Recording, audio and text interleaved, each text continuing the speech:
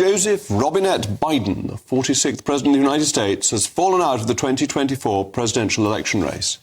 In doing so, the Democrat Party establishment has made a serious admission. Not only has it confessed what we knew to be true, that Biden is not mentally fit for office, but that he hasn't been fit for some time. The problem is that people voted for Joe Biden as president, and they got an anonymous blob that no one elected, which has manipulated an elderly and unwell man for some time.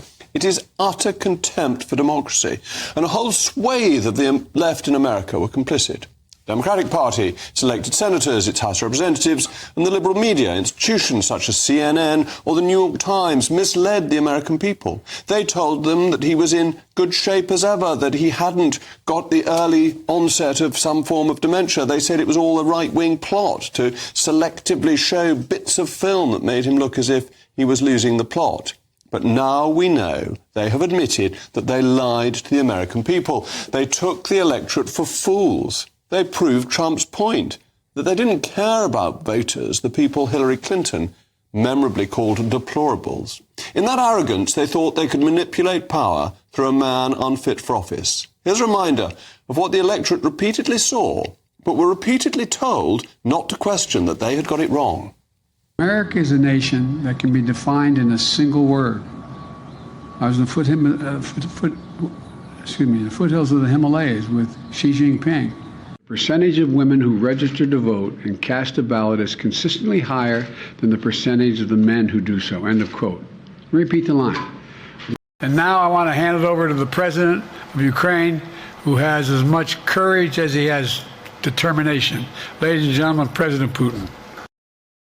This is actually sad. It's cruel that they have been making somebody who is not in good health pretend that he was, and embarrassing for him and for his family. But the good news is that there's a new hope on the horizon. A new candidate has emerged, one who has Biden's full endorsement, assuming he knows what he was endorsing. Someone known for her statesmanship, her masterful oratory abilities, and for her pristine record in public speaking, representing a stark contrast to her predecessor as the Democratic nominee. Ladies and gentlemen, I present to you Kamala Harris.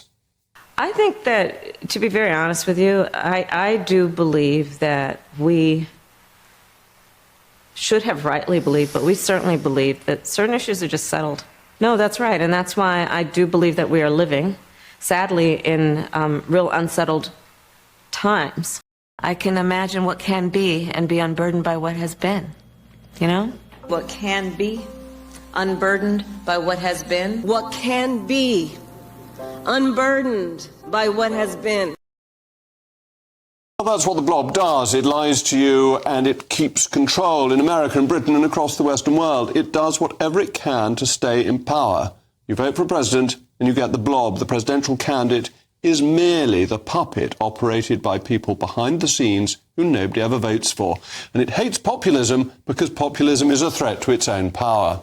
In the climax of George Orwell's 1984, the protagonist, Winston Smith, is forced not just to say, but to believe that 2 + 2 = 5 by the totalitarian party, INGSOG. Winston Smith said that freedom is the freedom to say that 2 + 2 = 4. But in America, freedom is now the freedom to say that Joe Biden is not fit for office and has not been fit for some time. Freedom is the freedom to say that the American people have been lied to and that the liberal establishment is contemptuous of democracy. As ever, let me know your views, mailmog@gbnews.com.